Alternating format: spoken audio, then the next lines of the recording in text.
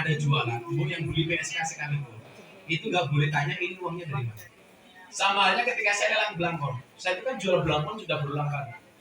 Saya dulu tahun 2000 berapa jual belangkon laku 200 juta. Saya sumbangkan untuk santri asuh di Jawa Timur. Kemudian saya jual lagi laku 100 juta. Nah yang terakhir yang dipersoalkan kemarin, belangkon saya laku 900 juta. Uangnya saya sumbangkan untuk seri. Serupiah pun saya nggak ambil, bahkan saya tahu. Artinya ketika ini dikatakan TPP itu salah. Yang namanya TPP itu kalau saya punya perusahaan belangkon, kemudian yang bersangkutan nitip uang ke perusahaan saya, itu namanya TPP. Yang saya lakukan itu akad jual beli. Kalau orang jual dan beli dipersoalkan, berarti bakul angkringan yang jualan nasi kucing, ketika yang bersangkutan beli itu juga masalah. Anda beli sesuatu di Indomaret, berarti penjual Indomaret itu juga masalah.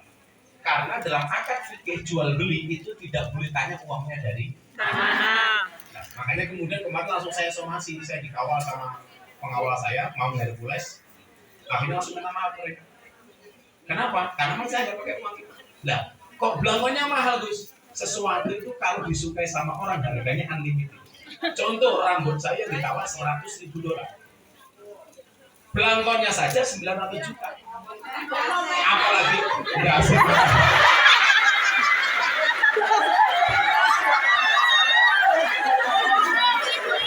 Apalagi sarungnya. Enggak.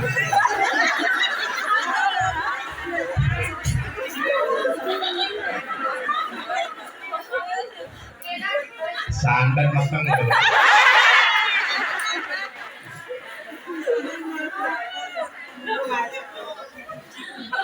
Jadi kalau Anda sering lihat YouTube kan saya bilang ada dalil bunyinya adalah kulla syai'in idza kasura rahusa.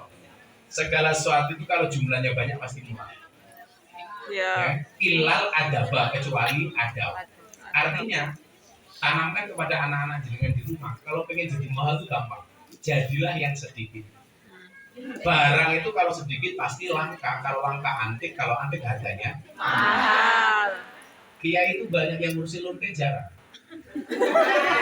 Siapa? Gus Miftah. Berarti Gus Miftah kiai.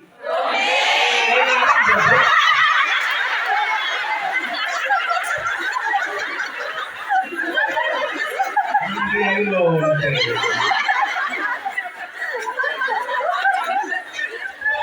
Sangen, langen.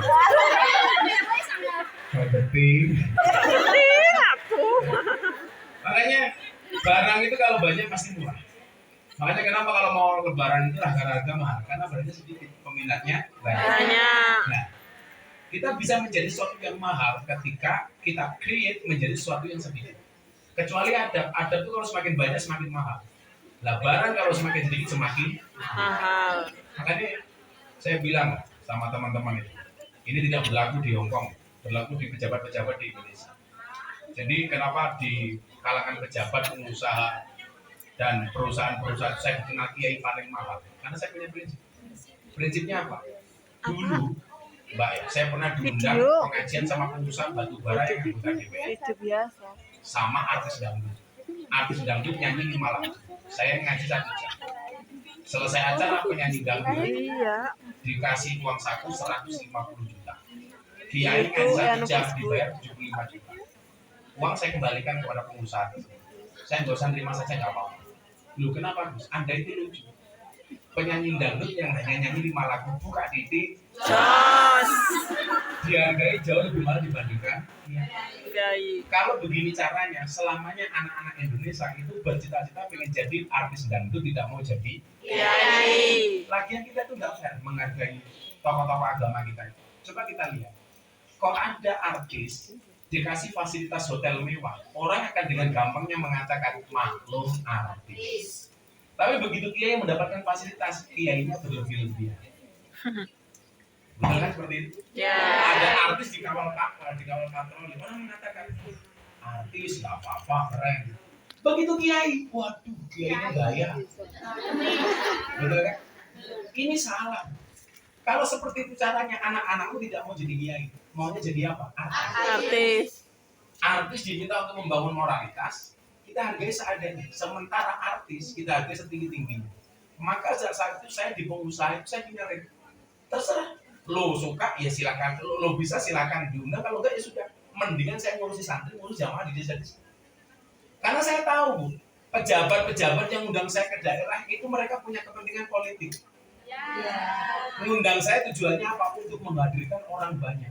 Faktanya, saya dulu pernah 1 bulan bikin acara, 2 minggu bikin acara. Minggu pertama konser dangdut, kemudian minggu kedua bikin pengajian.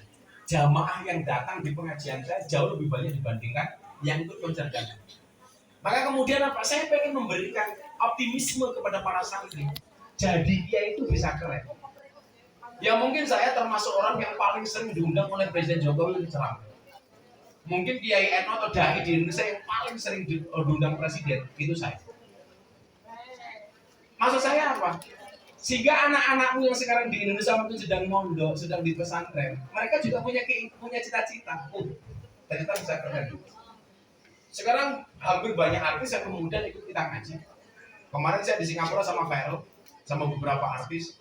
Mereka mengatakan apa? Kita nyaman dengan cara-cara dakwah seperti ini.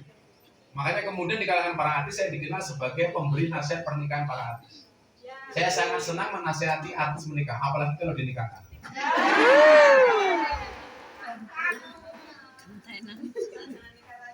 Oh enggak, nikah itu senang, tapi jangan senang menikah. Makanya semua istri senang menerima mas kawin. Tapi ada satu mas kawin yang paling dibenci sama perempuan, mas kawin lagi. Kalian tahu kenapa zombie itu jalannya kok bareng-bareng? Karena kalau sendiri namanya jomblo.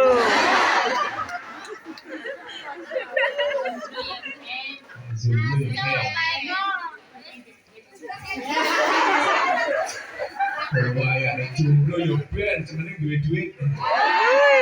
Oh, aku punya duit dapur. Tumbas.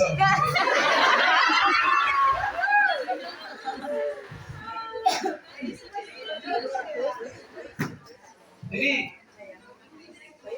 saya waktu itu membatalkan puasa karena menghormati orang itu. Dan ternyata Anda tahu, seminggu kemudian Pak Sekda DKI itu meninggal dunia.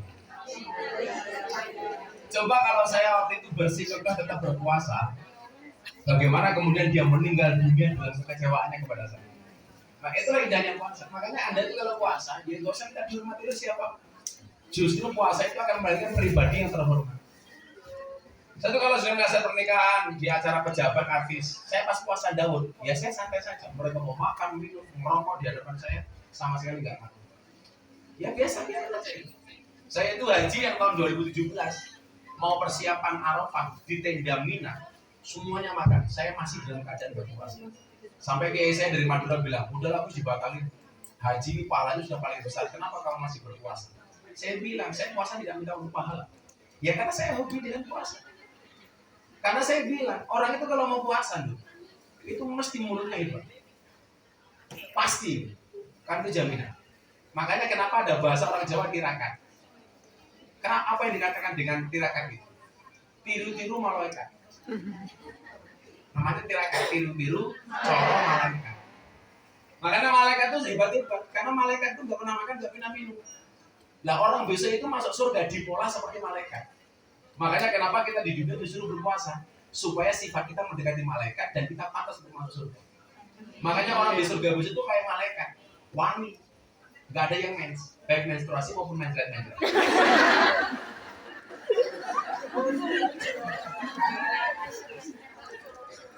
Oh, sing lemu waktu ya Allah. Ini ngebas. Kenapa tuh Iban terus sing secrik?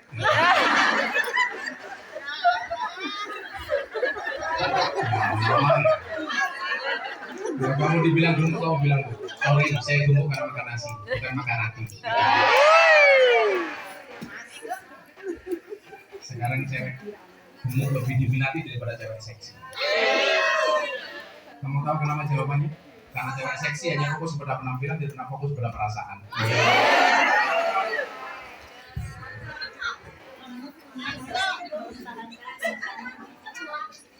Cuaks. Makanya kemarin saya puasa bilang, berbukalah dengan yang setia. Kenapa? Karena yang manis kadang banyak bohongnya. Siapa contohnya? Nuris.